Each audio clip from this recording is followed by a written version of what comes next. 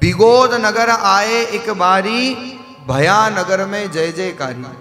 स्वामी रामचरण जी महाराज जब विरक्त वेश धारण करके भ्रमण कर रहे थे तो जहाजपुर, मांडलगढ़, शक्करगढ़ होते हुए, यहाँ तो सब मेवाड़ के लोग बैठे हैं, क्षेत्र तो सब जानते ही हैं, तो बिगोद है, गांव है बिगोद, जानते हैं शायद सब लोग।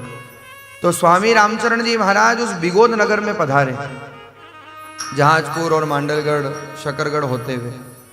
जब बिगोद नगर में श्री महाराज पधारे तो वहां पर हुआ क्या महाराज, एक रंगलाल जाट था और उस रंगलाल जाट के एक पुत्र था जिसका नाम था चतरा जाट।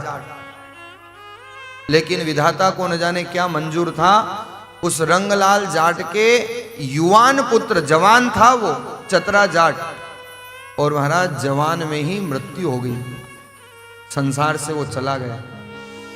इधर तो श्री महाराज बिगोद नगर में प्रवेश कर रहे थे और उस रंगलाल जाट के पुत्र चतरा जाट की जो मृत्यु हुई थी, जो युवा मृत्यु थी, युवान मौत थी, सारा गांव उसकी मृत्यु पर दुखी हो रहा था। एक पुत्र था, अकेला बेटा था, और वो भी युवावस्था में मर गया। माता पिता की तो क्या स्थिति होगी, वो शब्दों में वर्णन नहीं किया जा सकता। लेकिन महाराज हृदय पर पत्थर रख करके उसकी अर्थी को लेकर के और शमशान की तरफ जा रहे थे। इधर तो रंगलाल जाट के पुत्र चतरा जाट की अर्थी को लेकर के शमशान की तरफ जा रहे हैं, और उधर सामने से स्वामी रामचरण जी महाराज पधार रहे हैं। सब लोग आवाज लगा रहे हैं, राम राम बोलो ना भाई, शर्म क्यों आ रही है हम भाई? आप बोल लो तो अच्छा है, नहीं तो फिर अपने लिए तो लोग बोलेंगे ही बाद में, अपन ही बोल लो तो अच्छा है भाई। बाद में लोग अपने लिए बोले तो उससे अच्छा है अपन ही बोल लो। और जीवन भर कोई कितना ही कोई नाम लो, लेकिन आखिरी में तो लोग क्या बोलते हैं, केवल राम नाम सत्य है। इससे बड़ा प्रमाण क्या मिलेगा? लोग शास्त्र ढूंढते हैं कि नाम की क्या महिमा है, शास्त्रों में जाने की जरूरत ही नहीं है। लोग संसार ही क्या बोल रहा है देख लो। देखो वो अर्थी को जब ले जाते हैं ना महाराज, तो सब जने बोलते हैं राम राम सत्य, राम राम सत्य, केवल एक जना नहीं बोलता है। अच्छा आप समझ गए क्या? कौन नहीं बोलता है? कौन नहीं बोलता है? अच्छा जिसको ले जा रहे हैं, मतलब ये इतने बुद्धिमान है, उसका नाम नहीं लेंगे भाई। सीधा सा अर्थ है मुर्दा नहीं बोलता है, और जो राम राम नहीं करे वो जीते जी मुर्दा ही है।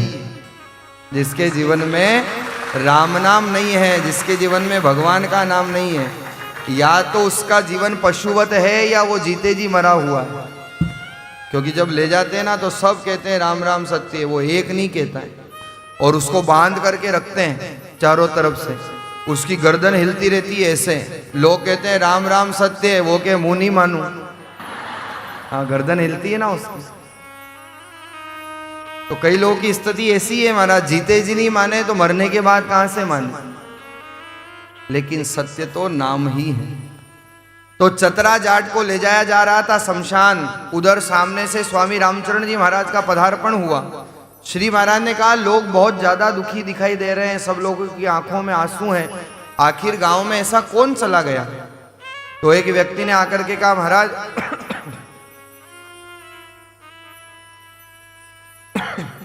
कि रंगलाल जाट का एक पुत्र है जो युवा अवस्था में जिसकी मृत्यु हो गई और जो मौत को प्राप्त हो गया, मौत के घाट उतर गया। श्री महाराज ने कहा युवा है और समय से पहले चला गया, मर गया।